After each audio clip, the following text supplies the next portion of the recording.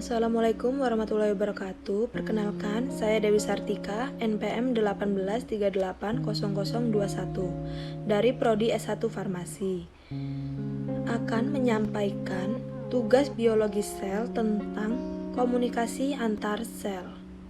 Komunikasi sel adalah interaksi antara satu sel dengan sel yang lainnya atau antara sel dengan lingkungannya. Tujuannya agar setiap organ di tubuh kita dapat menjalankan tugasnya sehingga dapat menjaga kelangsungan hidupnya yang meliputi kontrol metabolisme, pertumbuhan, diferensiasi jaringan, sintesis, dan sekresi protein dan sebagainya.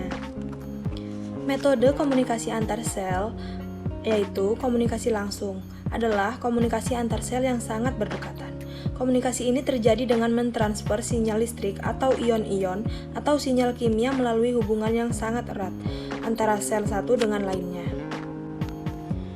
Komunikasi lokal adalah komunikasi yang terjadi melalui zat kimia yang dilepaskan ke cairan ekstrasel atau intersintial untuk berkomunikasi dengan sel lain yang berdekatan, seperti sinyal parakrin atau sel itu sendiri, sinyal autokrin. Komunikasi jarak jauh adalah komunikasi antara sel yang mempunyai jarak cukup jauh. Komunikasi ini berlangsung melalui sinyal listrik yang dihantarkan sel saraf atau dengan sinyal kimia, yaitu hormon atau neurohormon yang dialirkan melalui darah. Sinyal parakrin.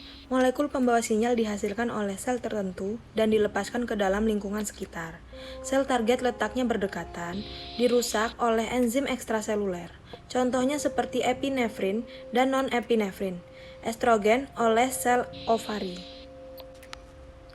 Tahapan komunikasi sel terdiri dari 3 tahap, yaitu yang pertama adalah penerimaan atau reception, yang kedua adalah transduksi, dan yang terakhir adalah respon. Penerimaan atau reception merupakan pendeteksi sinyal yang datang dari luar sel oleh sel target. Sel kimiawi terdeteksi apabila sinyal itu terikat oleh protein seluler, biasanya pada permukaan sel yang bersangkutan. Transduksi yaitu diawali dengan pengikatan molekul sinyal mengubah protein reseptor. Tahap transduksi ini mengubah sinyal menjadi suatu bentuk yang dapat menimbulkan respon seluler spesifik. Pada sistem Sutherland, pengikatan epinefrin ke bagian luar protein reseptor dalam membran plasma.